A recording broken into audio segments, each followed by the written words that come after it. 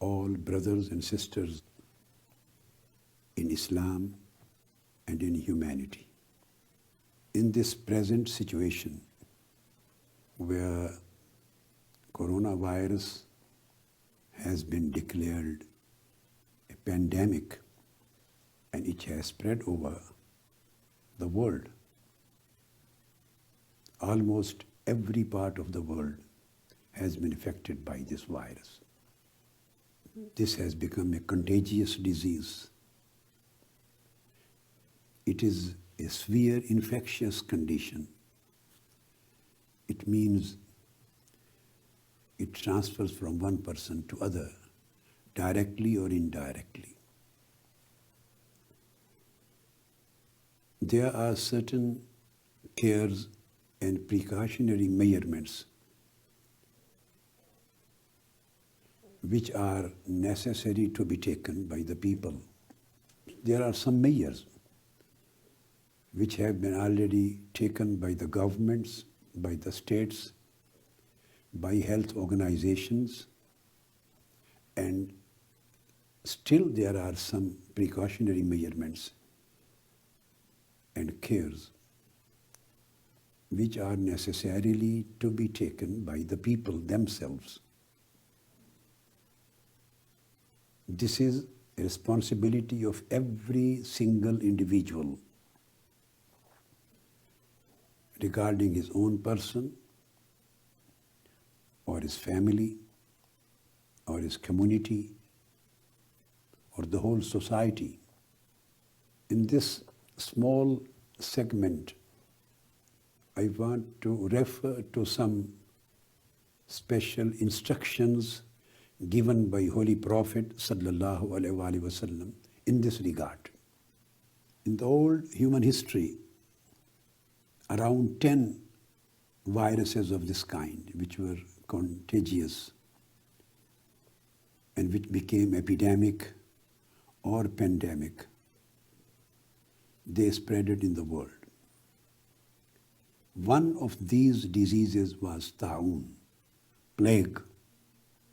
When we go through the literature, Islamic literature, and particularly the traditions of Holy Prophet sallallahu alaihi wasallam, al-ahadith an-nabawiyya and as-sunnah an-nabawiyya, see, we get very clear and categorical instructions in this regard. First of all, I would like to quote the instructions which normally has been given and which now every person is aware of are that we are needed to keep on washing our hands frequently and thoroughly for at least 20 seconds. We should frequently continue this practice throughout the day. Washing hands thoroughly with soap and at least for 20 seconds. We should cover the coughs, sneezes with a tissue. And then we should throw it in some dustbin or trash. Everybody knows that we have to avoid touching each other. And not only other persons, rather we have to avoid touching our eyes, our nose, our mouth with unwashed hands. Because this virus can enter into our body not only through nose, it can enter through mouth, through nose, through eyes. Everybody knows nowadays, everybody has become aware of the fact that we have to stay home if we are sick. Unnecessary traveling should be avoided. And we should clean and disinfect the surfaces and objects which people frequently touch. And we have to avoid the close physical contact with one another. We have to avoid the gatherings. This includes Jummah prayers and all other religious, social, or political gatherings, where there are possibilities of touching each other, possibilities of very close contact with each other, because this virus transfers from one person to other through this process.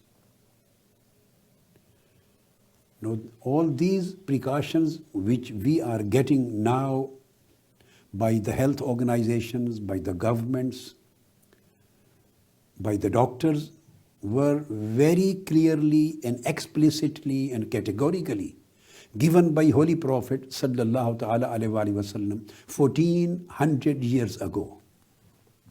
I'm quoting a hadith from Sahih al-Bukhari,